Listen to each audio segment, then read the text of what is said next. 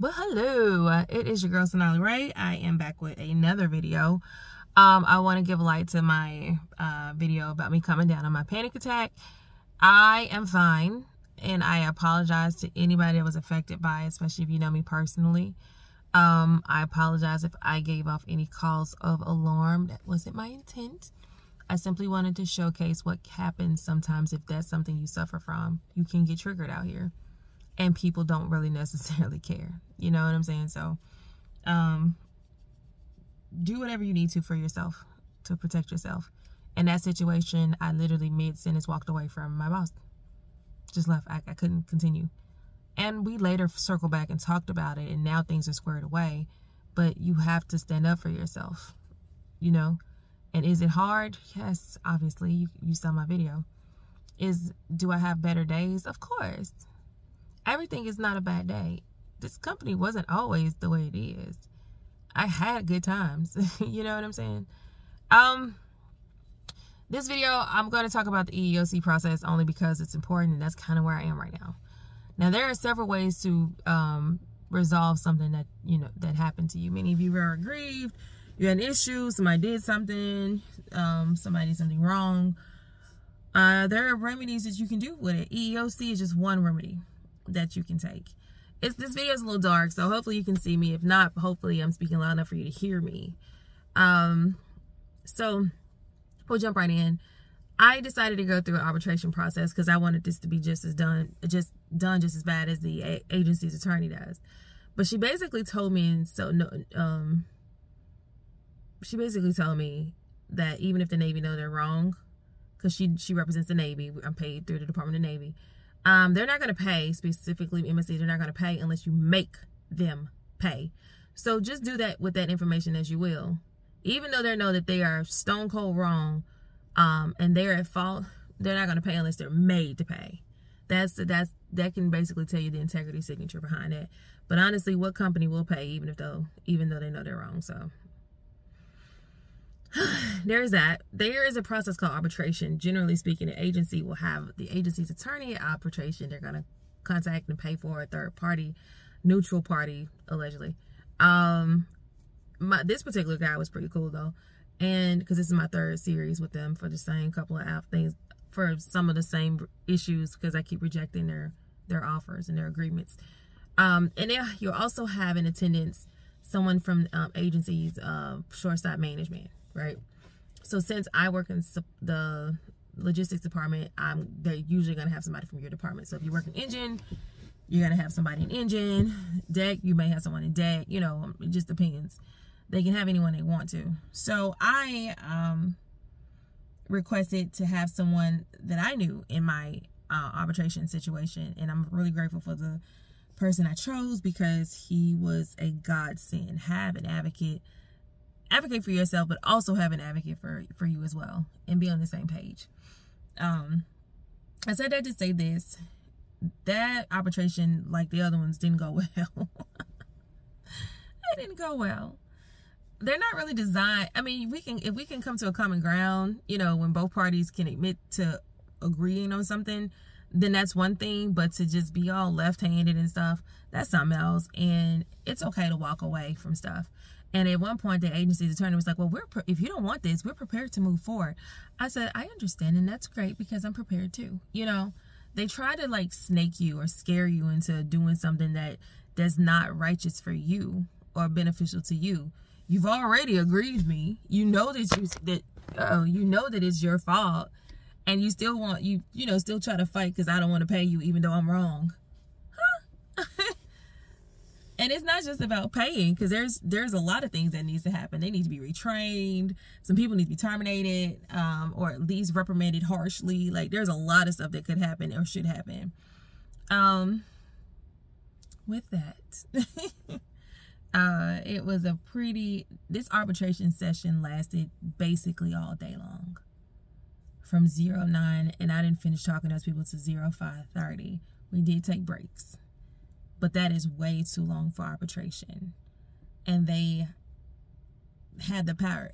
To put it in perspective, arbitration, you can ask for a unicorn and glitter. And if they can make it happen, they should. But they don't do that. unicorn and glitter is kind of extreme. But you can tell them, make me the captain. I know people personally who have, to a degree, and this is, keep in mind that people rotate in and out, regimes change, and I've been in for a while, but they blackmail their way to the top. I'm not doing that. I know people that didn't even request to promote up and got promoted up. Some of them don't even have the training necessary for the position they occupy. And that is fleet-wide. That's just a fact. I ain't snitching on nobody, but that's just a fact. I ain't telling no names. So this particular person knows that I have the training to do a specific job. MSC trained me twice. I passed twice. And what that means is I flew to Virginia. I went to their schools 2 times, passed them 2 times, meaning they paid for me to go to school 2 times. How I got to that school is another story. I'll tell y'all in another video. So in the comments, like, subscribe, and remind me to tell you the story of how I got to go to the same school twice. Okay? Because I'll forget. Because I think there's so much stuff I want to tell y'all, and I totally forget sometimes. So busy. Anyway, I asked if the position would be coming available. Now, before I ask any questions, I always check and recheck and double check and triple check to make sure that I know what I'm talking about. When I asked the information, the person that they sent to me who is responsible for the information, she identified herself as such, which means she's responsible for every billet in this particular side of the house. So she knows, or she should know, or she can know. So she refused to get the information, and the information she gave me was dated. We have what's called a community report. Community report just showcases who in what position within your department is ready to get off their ship and what day they want to get off the ship, right? So I asked and I inquired, I said, will I be moving back into my old position that I've been selling in? She's like, no, we're going to keep you at this position and see, and then after we're going to evaluate. No. That's not how this goes. That's not how this works.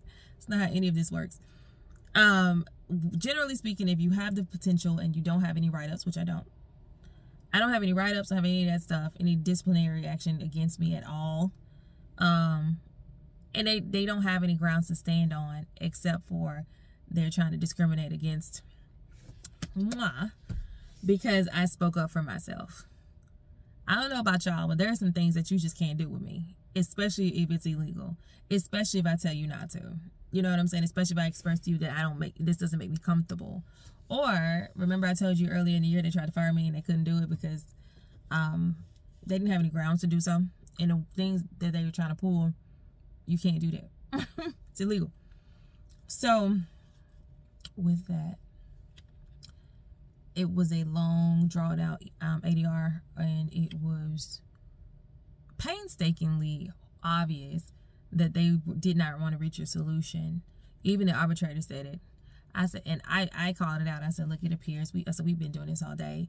It appears that the agency is not really prepared or willing to reach a solution. And the arbitration said, yeah, it looks like we're not reaching a solution. I'm inclined to agree. So it's not me, y'all. It's not me. So I looked at the community report in between one of those breaks, just to see if the dates that I quoted for a specific ship and for a specific fleet was still available. And lo and behold, it still was, but she was saying that I couldn't go because they're whole. They're whole mean they're completely manned, they don't need any help. But I already know they're negative at least 20. Who did you get this information from? I said several channels, several ways in your department. But I'm not telling any names. And I contacted several of those channels and they concurred. Yeah, we still need people on this particular ship, this particular day, in that capacity that I've been trained for 2 times. And if you ask about me, I'm dope, but don't worry about all that right now. So, we did not reach an agreement. I left, they left. The next day, I got the new recent community report dated. Now, let me clear this up. The arbitration happened 10/24/2022. I got the community report 10/25/2022. And it was from 10/24/2022. And my name was in there to relieve somebody. in the same capacity that I was asking for originally, and the lady said no. So it's quite possible they may take that from me. And if they do, we're just going to be right back in the same process again. FYI, if you choose to go EEOC route, right? If you choose, you don't have to. You don't have to. And if I'd have known then what I know now, I would have never did it the first few times. But if you go the EEOC route, you the Department of the Navy has to pay the EEOC Council $35,000 for every case that they have to open. 35 G's. So it'll behoove them to either change the culture, you know, or find another route. But and that's the agency expense, not your expense. You don't pay that. That's what they have to pay out. But I would really encourage you to go the civil rights way. It's like a civil suit in the event that you realize your civil rights or civil liberties have been violated, but you need to acquaint yourself with those, what that means legally. So do some reading, do some research, because I'll tell you, if you don't understand the verbiage, the jargon, what's going on, the context, they are going to railroad over you so fast, so easy. You are even a threat to them. And there are some people culturally who just speak differently. No, I'm not judging you. I get it. I speak a lot, you know, or a little bit of a lot, to include professional jargon. So in the, and I don't speak lawyer, and I don't pretend to speak lawyer, but I also don't speak stupid. So in some of the writings that she spoke of, when I say she, I mean the agency's attorney, and she said something, and I said, wait, let's pause right there. I need to get a clarification. What exactly are you saying? What does that mean? Like, break that down. And she said something, and she said it kind of condescending and a little snide. I said, listen, I said, the reason we're here today is to navigate a potential resolution, correct? Yeah. I said, I can't do so without all of the information. So I'm asking you to break it down, because in order for me to make a decision or to even present you with something, I need to know what you're talking about. It wasn't even anything super, super smart, but sometimes they circle back on stuff, and you just want to make sure that you got a tight grip or grasp on what's going on. If you're not that strong academically, don't let that intimidate you. You can get better, you can read, you can change.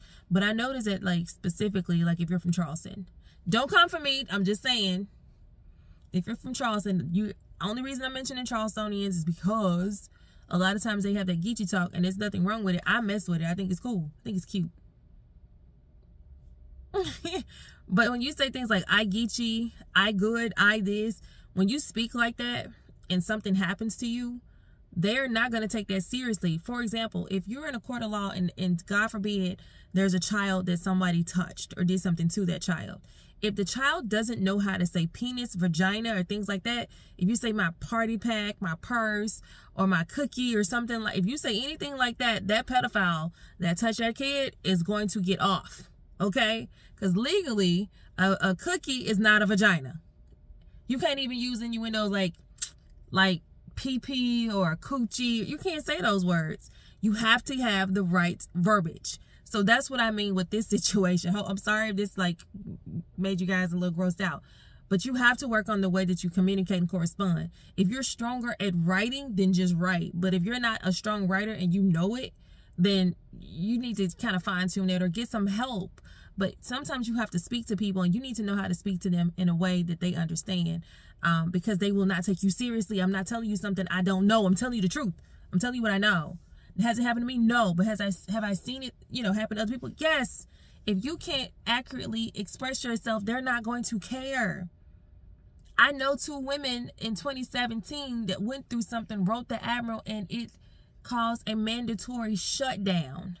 I'm sorry, stand down for sexual assault training. Some of these women out here are badass when it comes to writing and speaking. You want to be one of those people. You don't want to be one of the people they laugh at. Because the people they laugh at, they don't help. Hell, they don't even help the people that do know how to speak. So I don't want you to be one of the people that get messed up. So let me calm down. Because I don't like for people to be attacked and abused. And a lot of that does run rampant here. The ship I'm on right now is dope. For my career's sake, I want to move up. And if that means leaving the ship, then fine. But the ship I'm on right now is pretty dope. And I've been through some shit. I've been called a bitch and everything. So that party has been removed. And I haven't had any more challenges since then. And I have a captain that is really, really respectful and actually cares if you want to move up and will help you. He was like, nah, if you want to move up, then do so. Not a lot of captains out here care if you move up. I had this one woman, now this is my last example because this video is getting way too long and I can go on and on. I'm not going to do that tonight.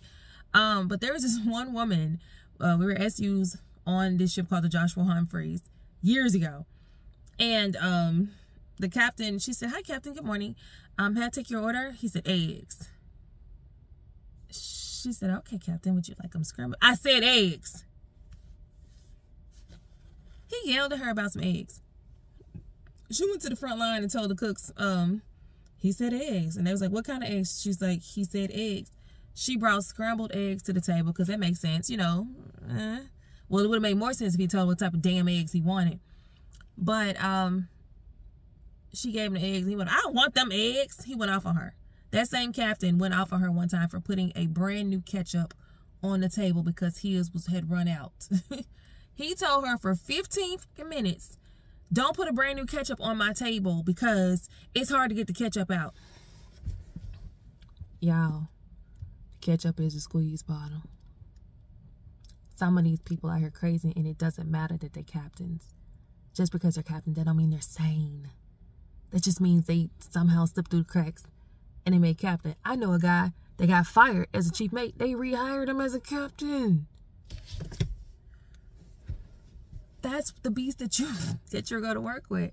I'm laughing because I can't believe I've been here this long. And there's so much more I could do, but this video will be forever long. So listen, don't forget to like and subscribe, okay? As always, like and subscribe and comment so that we can, it helps this channel to grow. And for the growth that I've received here recently, I want to thank each and every one of you for taking the time out to pay attention to these videos.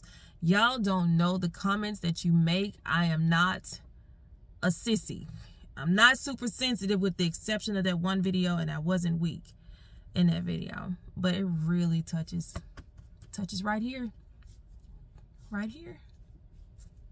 ain't crying, but it really does help me, and I am so grateful. And thank you guys for helping this channel to grow. There's so much more. There's so much further we can go. There's so much further I want to go, and I want to take you guys with me on this journey, even up until whenever I decide to leave this bad boy. But thank you.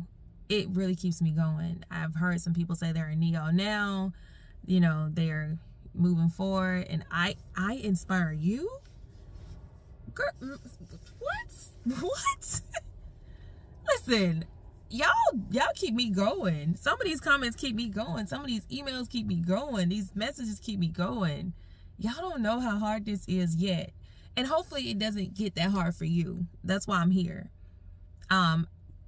I was taught sometimes you better leave things better than you found it. So I'm trying to leave this place better than I found it. You right? I had some phenomenal times, don't get me wrong, but things went bad and it went left and it has not recovered. So I'm trying to help you get back on track, or at least better. Anyway, if you're watching this at night, have a wonderful night. If you see this in the morning, have a great morning. Make good choices, meet new people, make new friends. I'm Sonali Ray, and I'm gonna go to bed. So I'll talk to y'all next time. See you next video. Like, subscribe, and share. Bye.